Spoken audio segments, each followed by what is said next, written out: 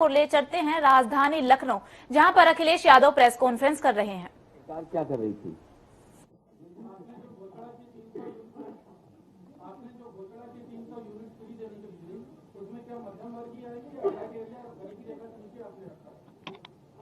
सभी वर्गों को प्राथमिकता पे गरीब मध्यम वर्ग को मिलेगा।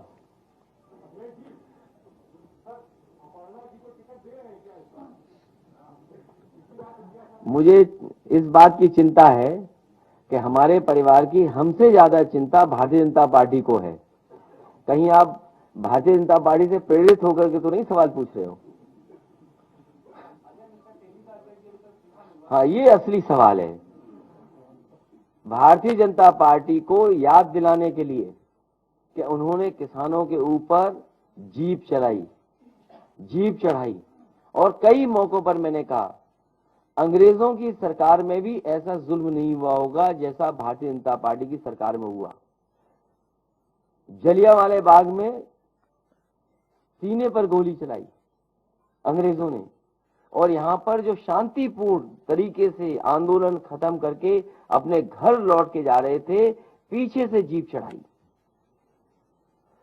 उस सरकार से क्या उम्मीद करोगे? इसीलिए हम संकल्प ले रहे हैं, ये अन्य संकल्प ले रहे हैं। जिन्होंने किसानों के साथ ऐसा व्यवहार किया है उनको हटाएंगे और हराएंगे।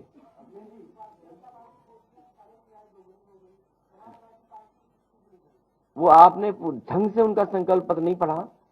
भारतीय जनता पार्टी ने कहा कि 2022 आते हुए किसानों की आय दोगुनी हो जाएगी। मैं ये जानना चाहता हूं, तारीख बदलने से, साल बदलने से किसानों की आय दोगुनी कैसे हो जाएगी? जो सवाल इधर से पूछा गया था कि जब तक उसको सुविधाएं नहीं दोगे, जैसे बिजली सस्ती दे रहे से किसान को सिंचाई माफ कर रहे हैं, अभी और भी चीजें आएंगी, तब बीजेपी वाले पूछेंगे इतना फंड कहां से आएगा?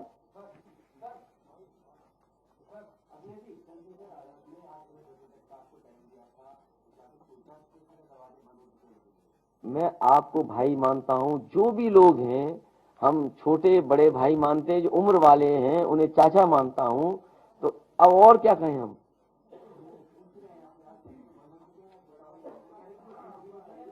अरे मैंने आपसे कहा कि जो राजनीति है, और कल भी मैंने बात कही थी कि समाजवादी पार्टी ने त्याग किया अपनी गठबंधन के लोगों को सम्मान देने के लिए, साथ लाने के लिए।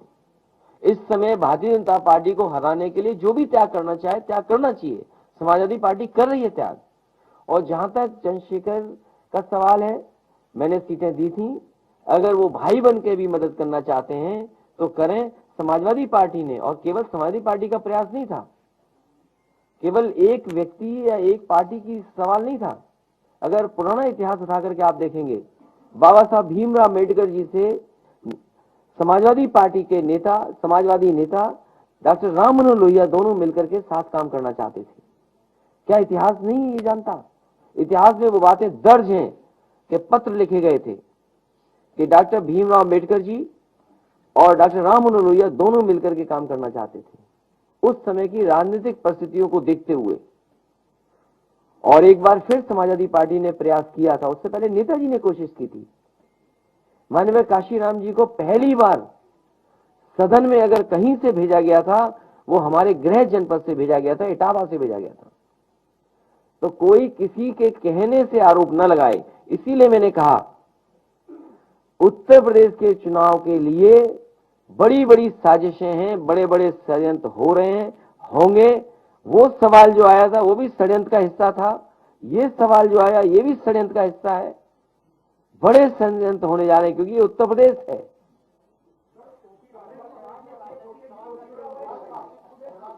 इसलिए षड्यंत्र और साजिश से आप भी बचाइए उत्तर प्रदेश को।